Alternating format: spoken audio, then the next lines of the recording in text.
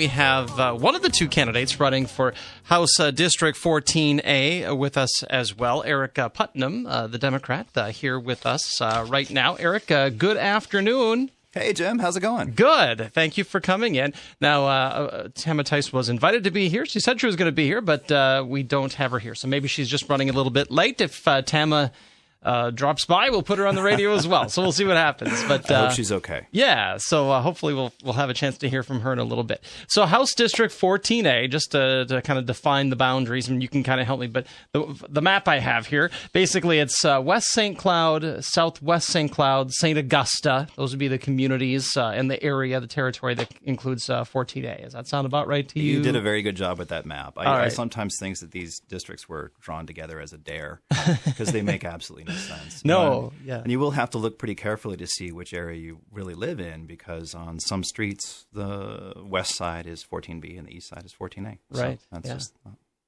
So characteristic of the district. talk a little bit about yourself, Aric. Sure. Give us your background. Yeah, well, I think that who I am and why I'm running for office has a lot to do with my family. I think all of us are really reflections of our families in lots of different ways. My grandfather was a chaplain at the Battle of the Bulge.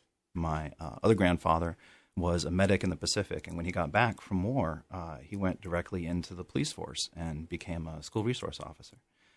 My father, when he got back from fighting in Vietnam, he didn't really deal very well with a corporate environment because of his experiences in war, and he immediately then became a tutor. He just brought a bunch of old computers down to a library, and he worked with underprivileged kids, teaching them computer literacy.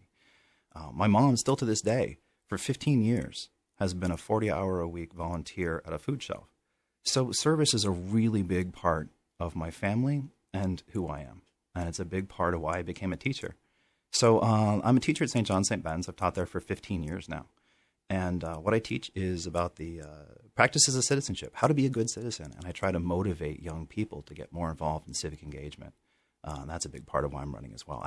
My wife is the principal at Kennedy Community School in St. Joe, but she used to be a guidance counselor at South Junior High, and she was the assistant principal there for a while too. We have got two awesome children.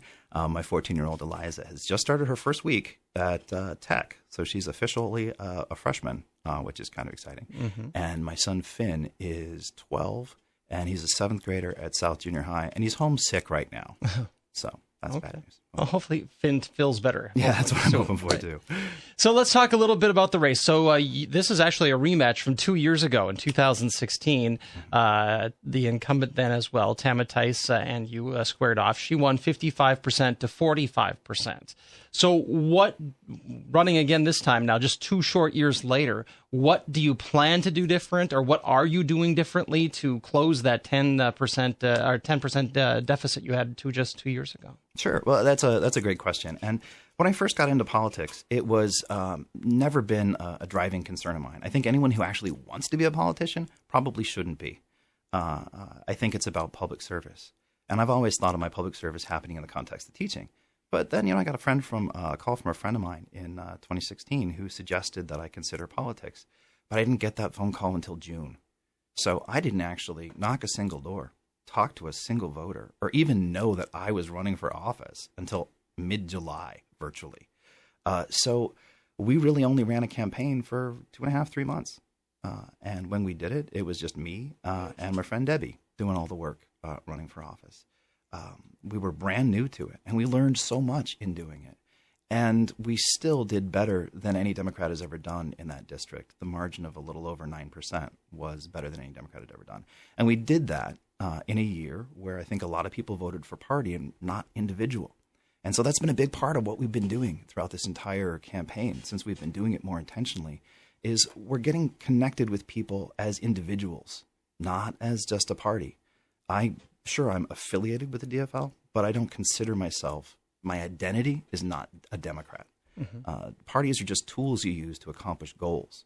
And so I've been meeting a lot with individuals. We've knocked over 10,000 doors already, compared to hardly any in 2016. So I really do think that this is a much different environment, and we've done a much better job of reaching out to people and actively engaging people in voting. It's interesting that you make the comment about not affiliated with parties.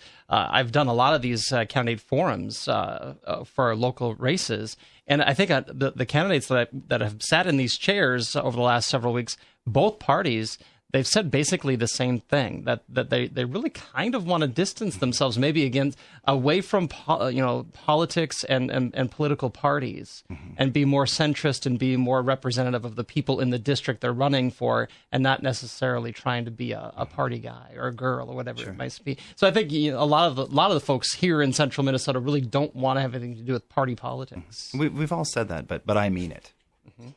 Right? Yeah. That was supposed to be a joke. But I mean, I think it's true. If you want to actually talk to people and you talk to your neighbors and you talk about politics, 90% of them are going to say that party is not what's most important to them. Right. They're concerned about issues. They're concerned about what's actually going on in their community, and that's what matters. We need to think of parties as tools and not as ends in and of themselves. I think too many of our candidates and many of our incumbents treat themselves and behave as if they are employees of a party and not servants of the people. So I did, 2 years ago, you said when you ran, it was kind of a short race. You got into the last minute. Did you know after the 2016 election, I'm sure not immediately because you had just lost, but was it relatively soon after that election that you knew you'd be running again at some point for another, maybe this office or a different race? Or did you think maybe that was the one time and you were done? No, that was such an intense election for so many people on both sides. You had great euphoria from some people and great sorrow from others. For me, I knew that I wanted to stay involved in public life. There's something about the process of running for office specifically that it kind of gets us out of the silos in which we operate.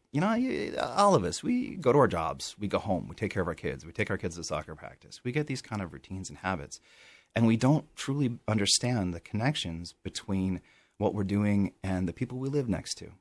And I realized in the process of running for office last time just how intense and powerful those connections were. And I personally, as a moral human being, I couldn't have worked so hard to get help from people in that race and then just disappear. I didn't know what form my public activism would take, but I knew I was still going to be involved in public life because I had to honor the relationships that I'd built in the short period when I ran in 2016. All right. We already have to take a break, but we're going to come back and hear more from Aric Putnam and his bid for the House race, and that's going to be coming up